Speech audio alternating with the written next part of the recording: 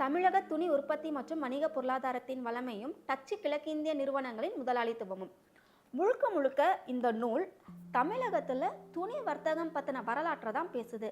அதுவும் குறிப்பாக 1610 1754 வரைக்கும் நம்ம பழவேற்காட்டிலிருந்து ஜாவா, மொழுக்காஸ், ஜகார்தா, நெதர்லாந்து போன்ற நாடுகளுக்கு துணிகளை ஏற்றுமதி இறக்குமதி பண்ண விவரங்கள் இதில் இருக்குது.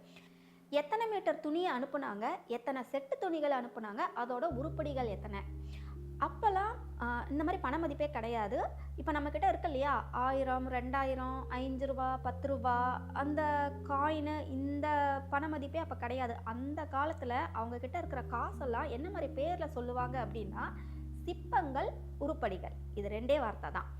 இப்போ இந்த விஷயங்களெல்லாம் ஏற்கனவே இதில் தெளிவாக கொடுத்துருக்காங்க. இது மட்டும் இல்லாமல் எத்தனை டன் துணிகளை கப்பலில் ஏற்றுனாங்க, அந்த கப்பலோட பேர் என்ன, என்னைக்கு ஏற்றுனாங்க, என்னைக்கு இங்கேருந்து புறப்பட்டுச்சு, அங்கேருந்து என்னைக்கு கிளம்பிச்சு இங்கே சேர்ந்தது, அதோடைய பண மதிப்பு என்ன.